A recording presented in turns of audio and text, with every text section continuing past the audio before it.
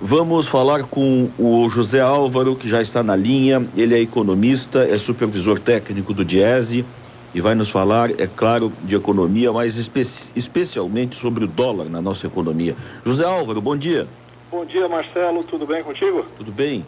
Oi, José Álvaro, o papo é dólar, né? A gente às vezes diz para as pessoas o que isso tem a ver com você, porque dólar nos remete ao estrangeiro, a uma questão internacional e tal.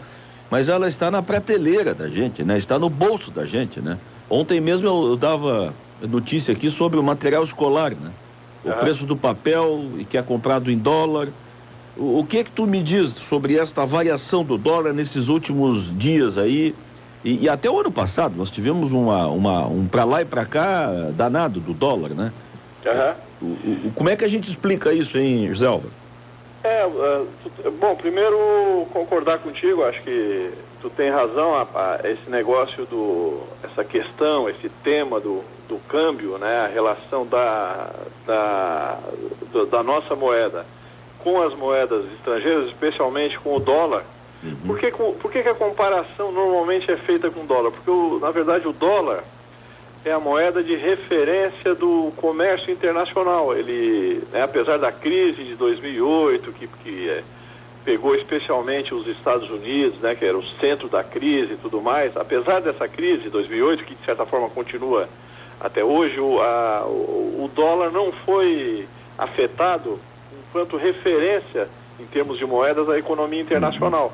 Por isso que a comparação, por isso que todo produto, né, seja um produto comprado no estrangeiro, ou seja, importado ou exportado, vendido para o estrangeiro, ele é medido, o seu preço é aferido em dólares, né, em dólar, justamente porque o dólar é essa moeda de curso, né, de referência internacional aí para o comércio. Por isso que a comparação da nossa moeda com o dólar, a chamada cotação do dólar, taxa de câmbio e tudo mais, é importante, porque ela define uma série de coisas. Por exemplo, ela define a competitividade dos produtos produzidos aqui no Brasil, a competitividade dos produtos industriais no mundo, né? Então, o que acontece é que quando, por exemplo, o real está sobrevalorizado, a moeda nacional está valorizada acima do que deveria ser, digamos assim, para ser mais simples, os nossos produtos internacionalmente ficam pouco competitivos no mercado internacional, ou seja, em dólar. Sim. Porque vamos imaginar, só para me tornar mais didático, se a gente pensar numa época no Brasil onde o dólar custava R$1, né, durante alguns meses, lá para 94, 95, logo após a vinda do Plano Real, que foi em julho de 94, a moeda nacional estava valendo praticamente $1. Sim. Um período até valeu mais, porque para comprar $1 tu precisava de apenas 80 centavos de real. Nesse período, o Brasil praticamente não conseguia vender produtos lá fora, por uma razão muito simples. As mercadorias produzidas no Brasil eram em dólar, na prática, né, porque o real era a mesma coisa que dólar, e nós não temos a produtividade que os países mais industrializados têm. Então, portanto, os nossos produtos ficavam muito caros para o mercado internacional. Aí, duas consequências. A gente não conseguia vender lá fora e, em contrapartida, comprava muito produto lá de fora, já que o real estava com alto poder aquisitivo. É como se a gente fosse norte-americano, tudo rico, né? Tudo cheio de dólar no bolso. Na verdade, era o real, mas que valia como dólar. Sim. Então, esse até uma frase do Mário Henrique Simons, que é um antigo economista, claro que as gerações mais jovens não conhecem, mas o pessoal da minha faixa etária conhece. Era o grande papa da época, né? Exatamente, do período ditatorial ali e tal, que era um grande economista, um cara muito inteligente, inclusive, e ele cunhou uma frase que ficou muito conhecida, que ele dizia o seguinte: olha, a inflação aleja, mas o câmbio mata. Ou seja, ele revelava uma coisa que os economistas sabem muito bem, e que tu estava dizendo no início da nossa conversa, que é o fato de que o câmbio é fundamental. Quer dizer, a relação da moeda nacional com as moedas estrangeiras é fundamental, tanto para a competitividade da economia, para as exportações, venda de produtos lá fora, etc., e para as importações, quanto para o controle de preços, que tu estava se referindo no início da conversa.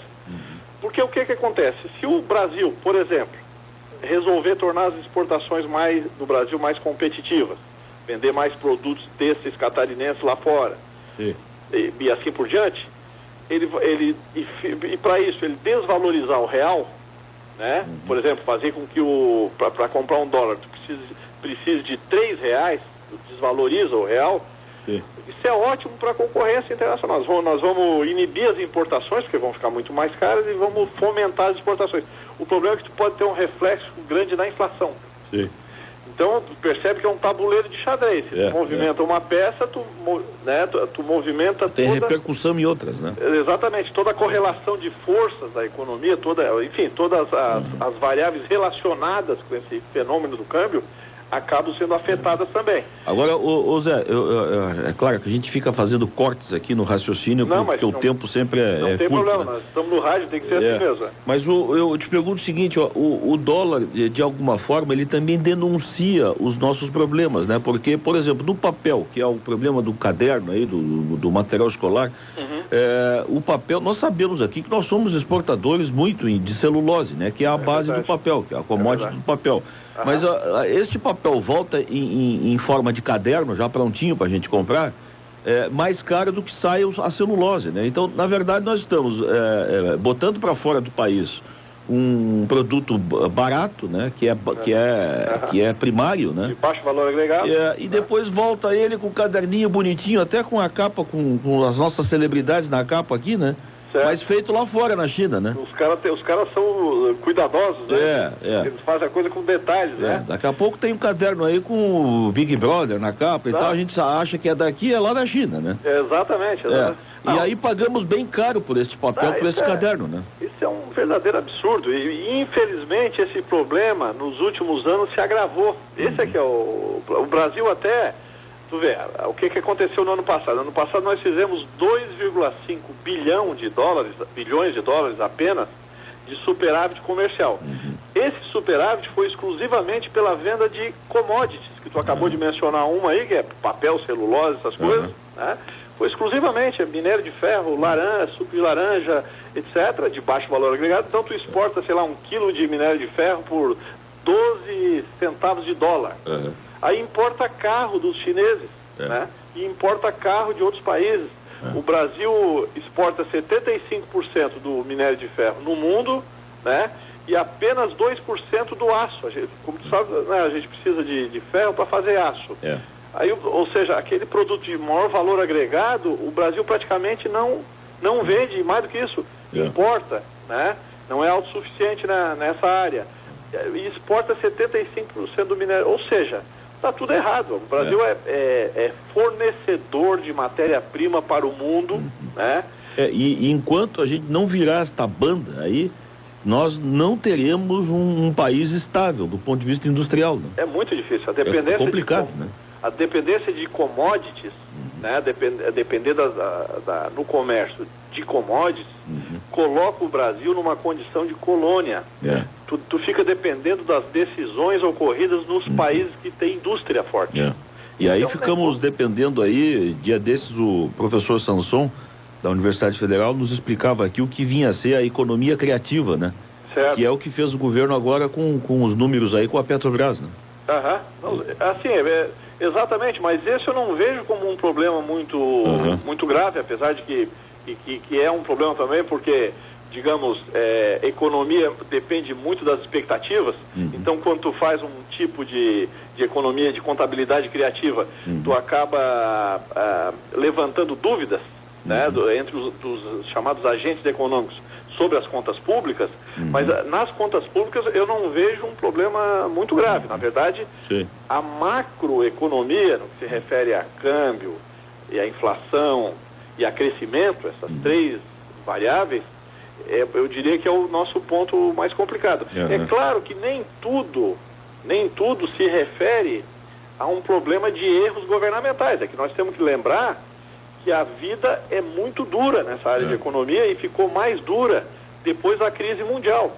Porque aquilo que o Brasil quer, que é exportar bens, de preferência industrializados, e ter saldo comercial robusto, como já tivemos no Brasil, isso que o Brasil quer, o mundo inteiro quer. Esse é que é o negócio. O pessoal fica às vezes criticando o Mercosul, mas é para o Mercosul onde a gente manda produtos industrializados.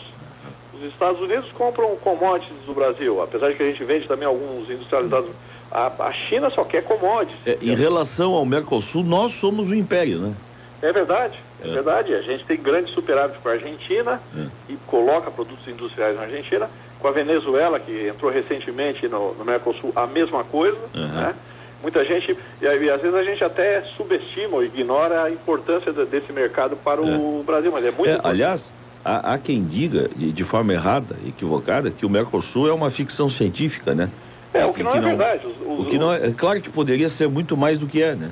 Sim, lógico, mas... Até do ponto de vista de marketing, né? Mas verdade, ele existe e existe muito bem, né? Eu acho que esse tipo de mito, porque isso é um mito, na verdade, é só olhar os dados da balança comercial, não é verdade. Nós temos superávit, por exemplo, com a Venezuela no ano passado, se não me falha a memória, foram 5 bilhões de dólares de superávit, que a gente vendeu a mais na Venezuela do que comprou. Então, olha a importância disso.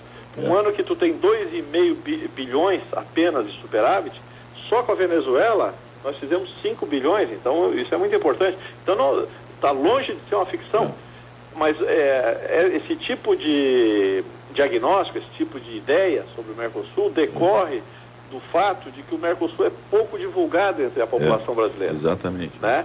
E a própria que não deixa de ser um problema, né? É um problema, acho que poderia... Porque se fosse bem divulgado, a razão já direta seria digamos assim, um ânimo maior de todos nós, né? Claro, dizer, olha... Nos sentirmos importantes na América Latina, do ponto de vista mundial. Os americanos lidam muito bem com isso, né? Exatamente. E a importância da integração, inclusive, com a América Latina. Integração não só comercial, mas também, principalmente comercial, claro, cultural e etc. Mas a importância para a economia dessa integração, não é? É verdade. Está longe de ser uma ficção. Talvez até tenha sido lá no início, quando começou.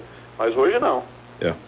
Bom, Zé Álvaro, estamos sobre a hora. Eu quero te agradecer mais uma vez a tentativa de falarmos em tão pouco tempo de coisas tão importantes e complexas até, né? Tu disse tudo, Marcelo. Tentativa, né? Porque realmente... É sempre um desafio, né? Talvez tu estivesse tentando direcionar para uma coisa mais simples, eu acabei complicando. Não. Pelo contrário. Na verdade, a gente botou para fora aqui um pouco desta coisa complicada que nos fizemos entender com certeza aí. Mas o problema é sempre o tempo, né? É verdade. Mas a gente volta. Não, até porque esse tipo de tema tem que ser pouco tempo mesmo, né? Tem que ser pílulas. Pílulas, senão, exatamente. Não tu mata o pessoal, né? É verdade. Não está acostumado a discutir esse negócio, verdade. Né? Tá bom, Zé Álvaro, um abraço, viu? Pra ti também, Marcelo. Obrigado e bom trabalho pra vocês aí. Obrigado, tá? você também aí. Obrigado. O José Álvaro Cardoso, economista, que é supervisor técnico do DIESE aqui de Santa Catarina. Para quem não sabe, o DIESE é o Departamento Intersindical de Estudos Socioeconômicos e Estatísticas Sócio e Econômico de Santa Catarina.